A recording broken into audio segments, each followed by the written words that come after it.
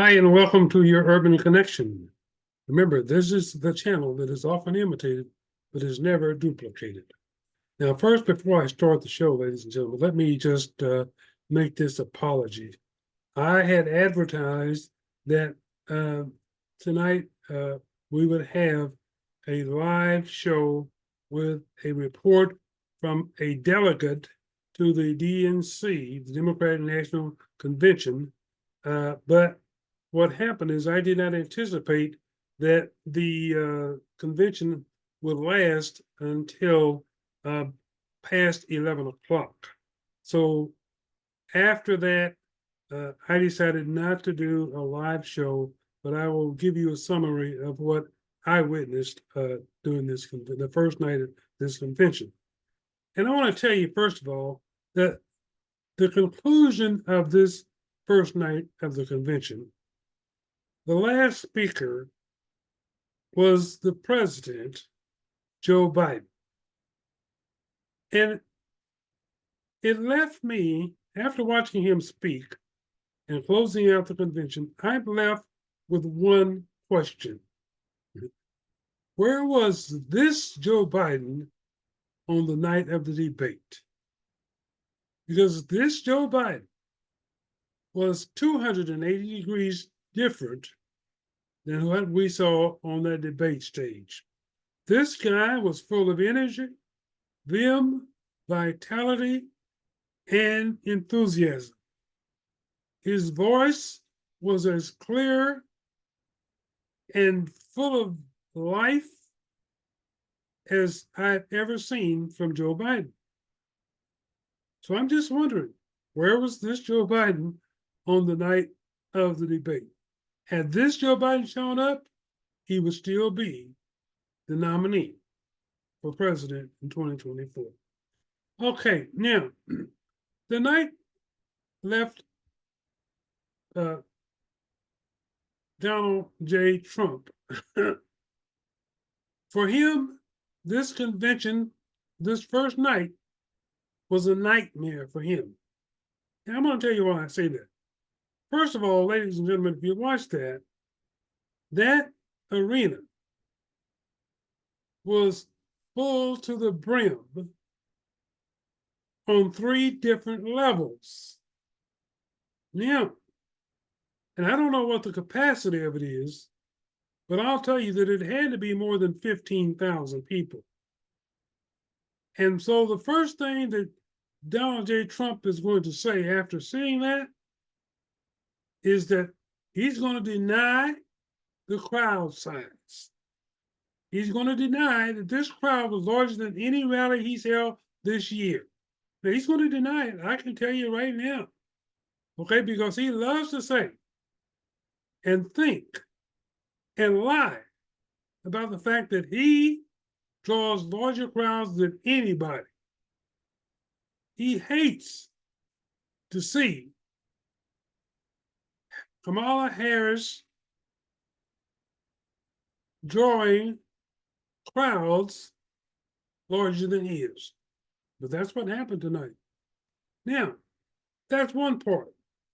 The other thing that's going to cause him nightmares is the enthusiasm, the excitement, the liveliness that we saw from that large crowd was unlike anything I've seen at a Trump rally.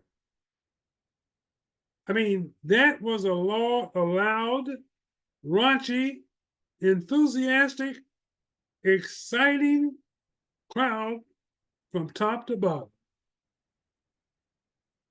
And there was a mixture of diversity in that audience that you will never, ever see in a Trump rally or at the RNC convention. Okay? Now, so therefore, Mr. Trump, who already was shaking in his boots over the last 3 to 4 weeks, has more reason to be nervous, to be scared, and to tell more lies and get involved in his dirty tricks. And let me just tell you, he's already started with his dirty tricks. And let me give you two examples. First thing he did was on yesterday, he created a false, fake Taylor Swift endorsement for him. He created it through AI, artificial intelligence. And this is why I tell you people to be very careful. Don't believe everything that you see that comes from the MAGA side about Trump and his standing. And this is why I'm telling you guys, I said before, that this story that they've been putting out that Trump is getting 25% of the black vote is total baloney. Trump has been taking AI, artificial intelligence, photos, imposing his picture onto a photo of a group of black people that he's never even met. They don't even know it. So here he is yesterday to show that he's running scared and he's desperate. He posts a fake endorsement from Taylor Swift. And then he had to take it down. Now, people are saying that Taylor Swift has every reason and every grounds to sue him for this fake photo and fake endorsement. Now, he's already facing a $150 million lawsuit from the son of Isaac Hayes for using their music after being asked since 2022 to refrain from using their music because they don't want his music associated with Isaac Hayes. Okay? And the song they're playing is Sam and Dave's Hold On, I'm Coming. You see, that was written or co-written by Isaac Hayes, and they have the rights to that music. And they've asked him over and over to stop playing that music at his rallies. And he continues to do so. So they filed a lawsuit on him. Okay, $150 million. Now, let me tell you another little dirty trick they're playing. They have been caught in the state of Arizona, and they're doing this in some other states. They're trying to get some of their fake electors to do everything in their power to get Cornel West's name on the ballot in some of these swing states where he's not qualified to be. The latest one was the state of Arizona. Okay. And over the weekend, it was discovered that a couple of lawyers had tried to contact a couple of people that were electors in Arizona to entice them to do some phony work, some illegal stuff, to get Cornel West's name on the ballot. Now, the reason for this, the logic is that if Cornel West can just get 1 or 2% of the vote in these swing states, it could be enough to swing this election into Trump's favor. But they've been caught. But that's just another one of their dirty tricks. See, they're going to be full of dirty tricks from now on till the election. Now, the other side of the coin is that the opening night of the DNC, I want to talk about some of the speakers because they had some good ones. I'll have to admit, they on the opening night were much better than I thought they would be.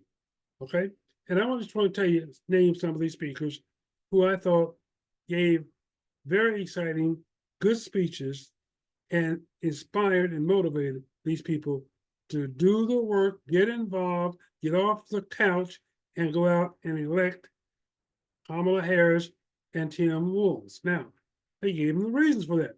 Now, one of those speakers, I'll tell you, and I'll try to go in order. I might not go in order here, but we had Hillary Clinton, who I thought probably had the best speech of the night, right?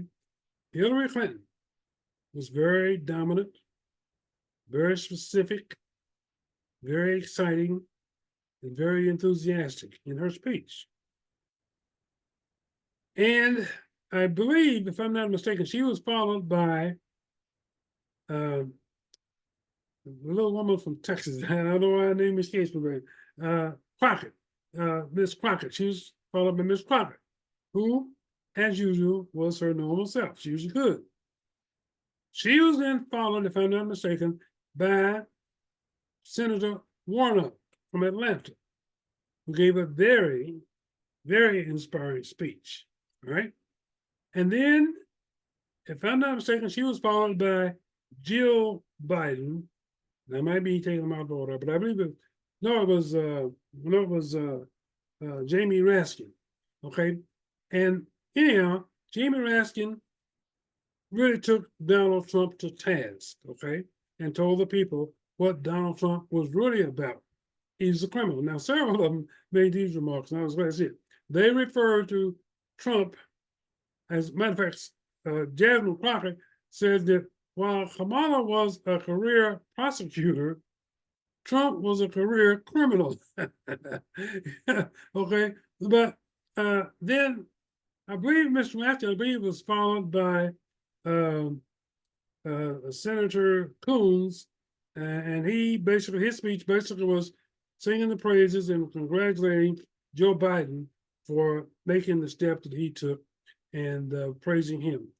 And then after that, I believe came Mrs. Biden, and she gave a speech, which was short but sweet. And then came Joe Biden's daughter, who gave a very, very inspiring speech about her dad since she was about 8 years old. Okay. What he had done for her, what he had taught her, how he had raised her, what he had instilled in her. She was very good. Of course, and then she was followed by, as we say, Joe Biden himself. And Joe Biden, to my surprise, Joe Biden, as I said, was 280 degrees from the man we saw at the debate. And he stood and Joe Biden talked for, I think, just a little bit longer uh, uh, than an hour. Okay? Now, Joe proved one thing. He still has something in the tank. Okay? Now, I don't know if he has enough in the tank to last for the next 4 years. I don't know. But for this night, Joe proved he still has a lot in the tank. Okay? He was sharp as a tack, I guarantee you. He was sharp. If he had been half the man that he was tonight, when he was on that debate stage, he'd still be in this race. All right. But here's the thing. Right now, the national polls, I mean, I think all of the national polls have Kamala Harris ahead of Donald Trump anywhere from 4 to 6 points. Now, I want to say something here, and I've said this before. I expect that after this convention is over, and it ends Thursday night, and I would say probably Friday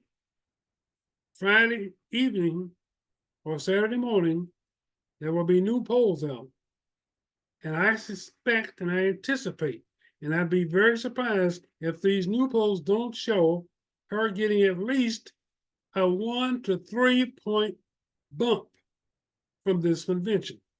Now, that would mean she would be anywhere in the national polls from 5 to 9 points ahead of Trump. And Trump is desperate. He's lying, telling one lie after another. He cannot stay on message. He does not have any issues. That's why he doesn't talk about any issues. He doesn't have any policies. He doesn't know anything about policy.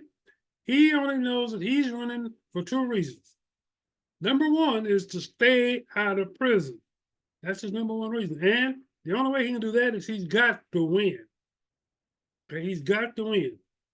And the second reason is he's hoping that he wins so that he can maintain or take control and have power and have the ability to steal more money from the American taxpayers. and to raise to uh, in decrease the taxes to provide tax cut for his rich billionaire buddies. That's the only reason he's in this race, I tell you. But the main one right now, the one that has him most scared and desperate, is that his lack of ability to stay out of prison if he doesn't win. He has to win. Now, he is losing, and he already knows it. He is losing the women's vote by, I would say, a margin of 80 to 20, right? 80 to 20. He's losing the black vote.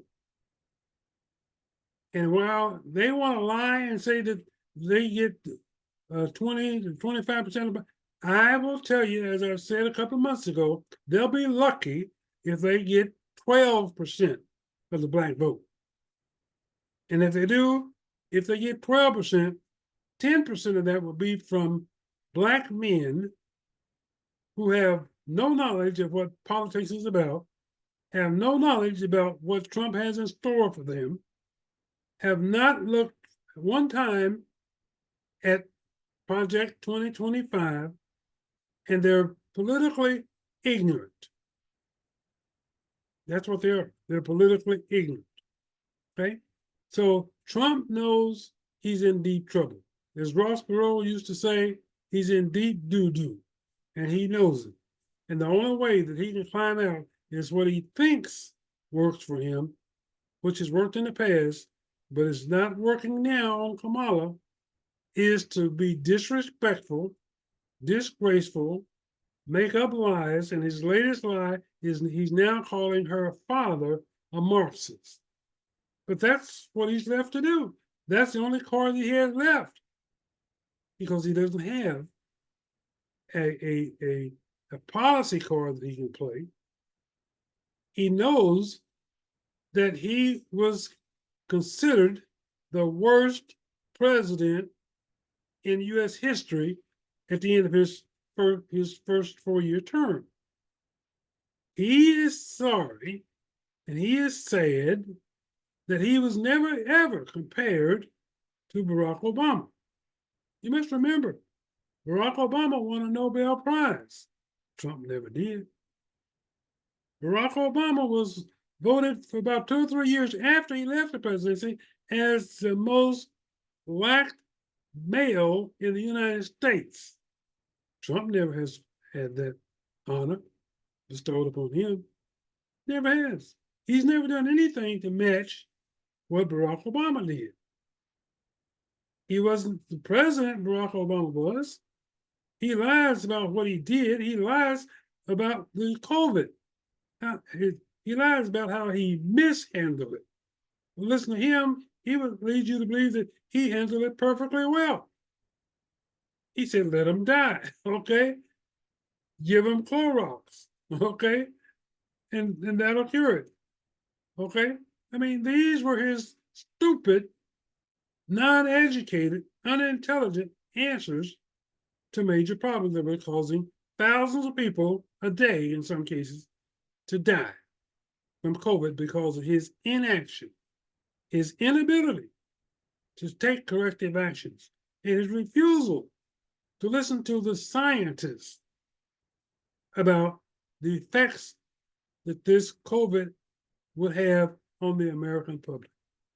They've seen it happening all around in other countries, but yet he was too stupid to listen and try to come up with some workable solutions.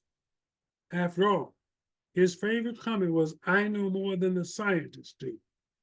I know more than the generals do. And that is why he had so much turnover in his cabinet, and mostly among the generals, because he kept hiring them, they kept leaving because of the fact he wouldn't listen, he wouldn't follow the orders, he wouldn't read, and I don't even know if he can read, you know? I don't know if he can, but he won't read anything. He thinks he's the smartest man on God's green earth. And he's actually one of the dumbest, most ignorant people I've ever seen. You see, only a fool will do what he's doing. You see, and that is when you see something is not working, instead of changing it, you keep doing the same thing. That's the definition of insanity, okay? Keep doing the same thing and getting the same results. Okay, so he won in 2014 using these tactics. He got lucky. He lost in 2018, 2020, 2022. He's lost. And now he is about to lose once again in 2024. He's not learned his lesson, and neither has the Republican Party, because they know he's a loser. And they'll say it privately, but they don't dare say it publicly. They're afraid. He is like a cult leader, okay? He has them drinking the Kool-Aid, all right? Remember David Crush? Whatever his name was over there in Ghana? Drink this Kool-Aid, knowing full well you're going to perish. But they had no choice but to drink it. And the Republican Party is drinking the Trump Kool-Aid, and it's leading him to lose and continue to lose national elections all over. So this we're talking about here, this is only the first night of the convention. And I've talked about the quality of the speakers. And I want to tell you, that leads us, and I'm saying me, and if you watch YouTube, to really be enthused about what is to come. Okay, because listen, we still have Barack Obama, we have Michelle Obama, we have Bill Clinton, and a host of others to come on Tuesday night, Wednesday night, and then Thursday night is Kamala Harris herself. So if Donald Trump is left in a nightmare or having nightmares after night number one, I hate to think of what it will be like by the end of Thursday night. Okay? This guy might need to be placed in a straitjacket because he's going to go crazy. Because I think he's going to be seen. Let me say this to you. You know, Donald Trump has called Kamala Harris dumb, crazy, unintelligent, communist. He's called her all sorts of things. But after November the 5th, he, like you and me, will be calling her President Harris. Okay? President. And that is what has him so unhinged. He cannot bear to think about he might lose to a woman, and a woman of color. Someone that he's denigrated, disgraced, disrespected, only to lose to her in the end. That's where we're headed. All right. Okay, ladies and gentlemen, that's my show for tonight. We will talk with you again before this convention is over. I'll tell you that. Right?